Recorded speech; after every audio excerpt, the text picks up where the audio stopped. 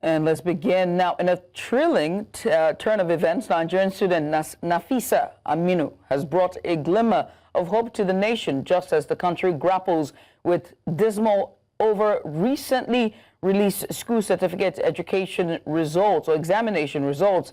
The 17-year-old Yobe State pupil emerged as the global champion in an English language competition final which took place in London.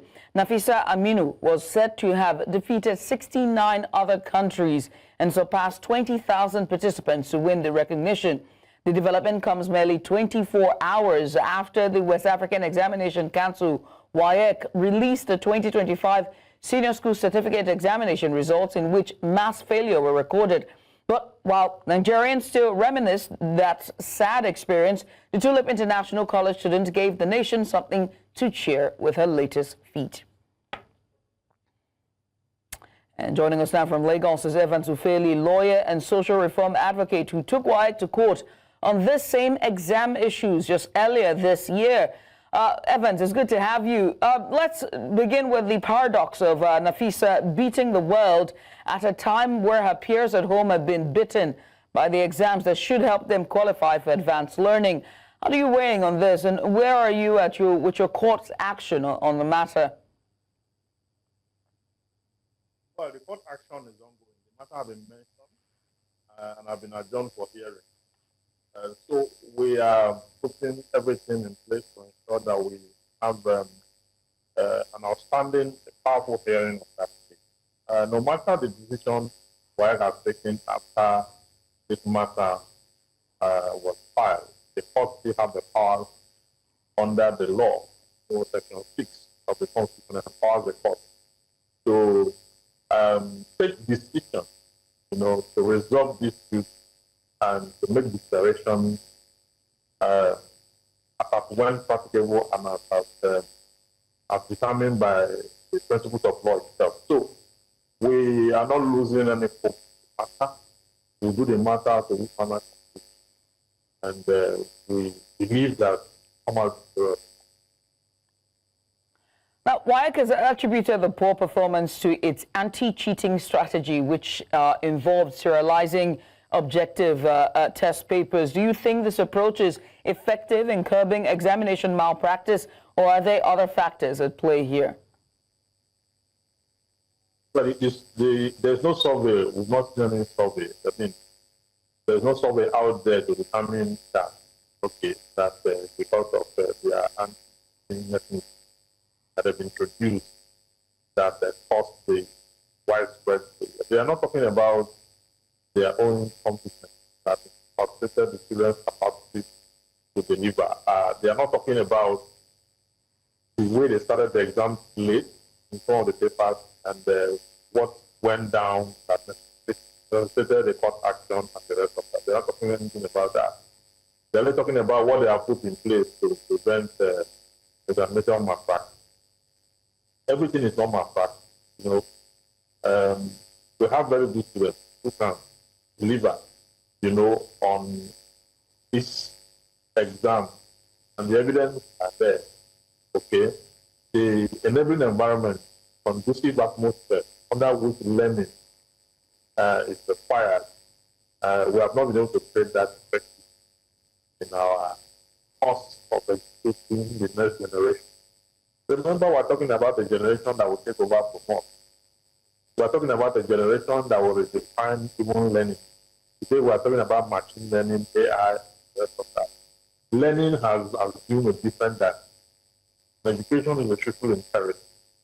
And because that is what it is, we need to put everything in place to ensure that they have a worthwhile experience. That's exactly what we're saying. So that what all the examination bodies, JAM, WAEC, and the rest of that ought to do right is to up their game, given that the world has changed, up their game, so that we're able to give these children good education for them to redefine the future. That's exactly what we are saying. And that is the noble thing to do when you are in a world that has actually changed. You need to adapt. You don't have to drag the children backwards. Letting them to use handle. All right. Evans, I need you to do me a favor. Your audio, it's very poor, it's choppy, and it's because of your attachment, those your earpods that you have on. If there's a chance you can help us disconnect that. In the meantime, Evans Ufeli is our guest today as we talk about education. Now, he was one of the few who have taken WAEC to court over the recent late timing, the unusual timing of the WAEC examinations that we saw earlier this year. Now, they filed a civil case against WAEC, and the matter is currently in court. Also, we understand that a Yobe student, Nafisa, a 17-year-old, has now beat the entire world to winning an award in English language. Evans, in the meantime, can we test your audio now to see that you're more clearer? If you can say something, please. You're not loud enough. I can't hear you now. All right, well, I can hear you loud and clear. So let's talk about, the timing. Earlier on, we're showing B-rolls of students during examinations. We're just seeing them. They're going to pull up those visuals. I can't hear you. I can't hear you. The volume is low. Unfortunately, we'll have to go on a break to sort that out. You're watching news now here on News Central Television. Let's go on a short break. When we come back, we'll continue with our discussion on education. Don't go anywhere. Stay with us. Hey, welcome back. Now, earlier, we're speaking to Evans Ufeli, our guest, who joins us live. He's a legal practitioner and social reform advocate who has taken WAEC to court over the lateness of examination and having students write their paper as late as 10 p.m. with torchlight and candle lights. And also, in the meantime, we understand that a Yobe student, a 17-year-old student, has just won an international global championship, beating the entire world in an English competition, English language competition. Now, following WAEC's recent release of results, we're looking at, the abysmal state of education here in Nigeria with a drop of, by this year's results, there's still more drop. We're seeing about 33% drop in the results there, showing that 33.8% decline in credit. And that shows even more decline from last year on year. Now, Evans, before the break, we were talking about your case in court. Now, do you think that the unusual timing of the WAEC exam, which we saw students writing papers as late as 10 p.m. with torchlight and candlelight, affected their performance and potentially contributed to the maths failure, 33.8%? Well, it is clear that input determines output, and that is the truth. What you put in to the level of work and strength put into a process determines what will come out from the process. Okay? It is not just on the English day that they had that issue where they wrote the exam to midnight. In most of the centers, generally, the environment was not conducive for the students themselves, okay? And that day of the English language, where they had to write the exams in the night and use lanterns and candles and all that to write the exams also demonstrated that possibly the students have not been given the right kind of environment to express themselves academically.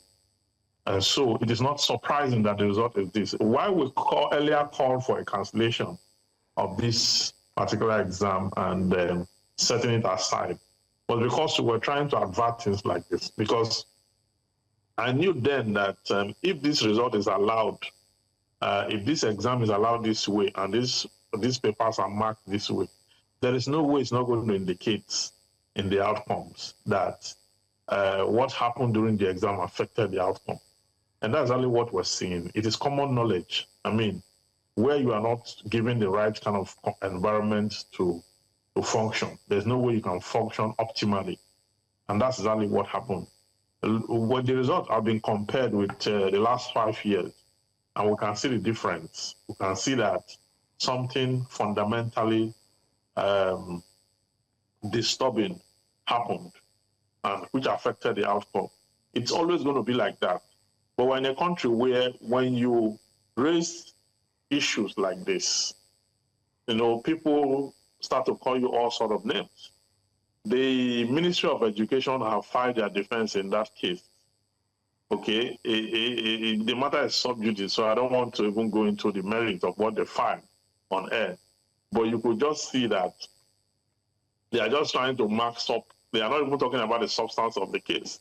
They are relying on whether we have local standard or not. And that is exactly what they are talking about, repeating themselves over and over again. So the court will look at the merits of this case and decide whether or not we're right to have brought the matter before the court, or whether we should have whether we should have go to the streets to protest or to do to take laws into our hands, which is better. The court will determine that in the days to come. Till today, parents, students, and a lot of them still call me to find out about the case, what is going on, how they can, make themselves available in the next hearing and all that. Right. And we see that Nigerians are interested in this case. These examination bodies must sit up. They must sit up, and do the right thing, so that our children will have the best, that they can get from this society, and so they can prepare adequately for the future and give us, better than what we're having now, what we have now in our system. They can give us something better. And they can only do that when they have the kind of education that will inspire that. So where they don't have that kind of education that will inspire that kind of thing we're talking about in the future, then it will be difficult for them to put themselves in order and give us the best in future. So this case is very critical. It's important. Every well-meaning Nigeria should support this particular case. So what I mean by support is to come out on the day of hearing and watch over the process and see how the court gets to resolve this in the nearest future. Now, the result also highlighted a significant number of withheld results due to examination malpractice. What measures do you think can be taken to prevent cheating and just ensure the integrity of the examination process? Can you hear me? I didn't get that. I'm talking about the number of withheld results that we've seen with this latest, with the 2025 result that have now been released, and they cite examination malpractice for the for withholding most of those results. What measures do you think can be taken to prevent cheating and ensure the integrity of the examination process? Well, I think that first, from the schools where these children learn from, there must be certain level of trust and preparation for these children. They must increase their learning time, because sometimes these children are found with gadgets, phones, they are found with laptops, they are found with a different kind of gadget with which they play game all day. I think we should start from the homes. Parents should be able to discipline their children to study to study 3 hours every day, aside from what they do in school. At least 3 hours every day will cumulatively give us a good study time, Then the school should have a strategy with which they will help their students to read more and learn more, And they should be able to have extra classes apart from the regular classes, the Shamora classes, and the rest of that. And they should be taught the different techniques of learning and remembering, Generally, the psychology of education, that is what we call guidance and counseling, educational psychology.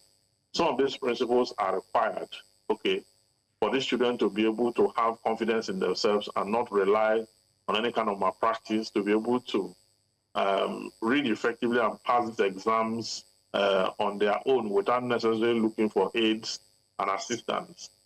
And some parents who are also involved in patronizing special centers or hiring machineries for their children to, to just help them write these exams or corrupt the system.